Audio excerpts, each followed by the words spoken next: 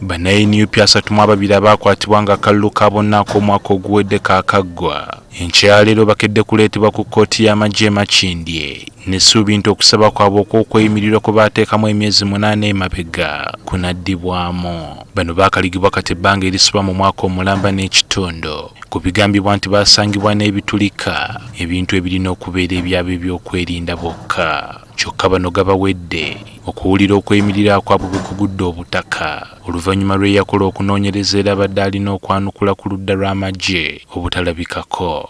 Ono ate yasangusiddwa amannya agambibwa okuba nga ali ku mirimu emitongole mu ggwanga lya Somalia. Naye n'okusaba okweyimirira ate nga kino kya tteeka, ssemateeka agamba buli muntu yenna ateekeddwa alina eddembe okusaba okweyimirira, nakyo kiganye. Kuba kati okuva bafuna ebipapula ebyo kuva January tebaanukulanga, baali mu kkooti wetaasemba okujja tebaanukulanga. So kkooti ebawaddeyo omukisa gumu n'ebalagira nti 26 omwezi guno bateekwa nga bataddeyo okwanukula okwo.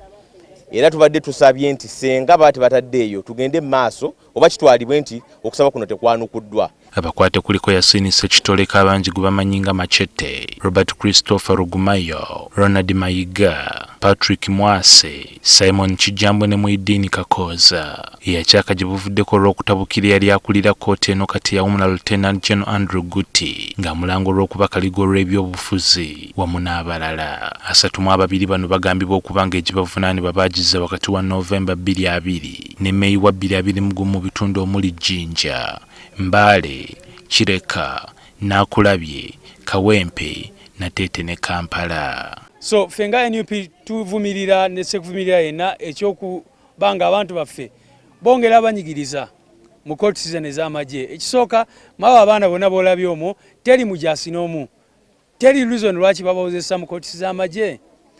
Naye n'ekyokubiri bamaze omwaka mulamba, actually bamaze omwaka gumu n'emyezi ng'ena mukomera nga buli lwe tujja wano bagamba babeera ne excuse emu oba endala, era omusango ne babeera nga bagongerayo.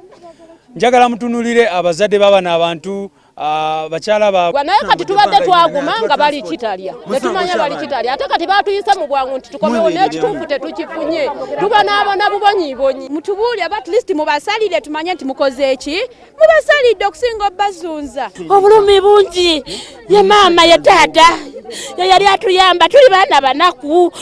Chude bamuggya waka ku mulimu ne bamutwala piki ne bagiwamba yantujiddemu akasente. Mutwandijenga sente ziyamba abaana be. Okiwulira ebintu babiwamba. Tuzungana bunaku ku makyano olwo tukozesa sente okujja wano.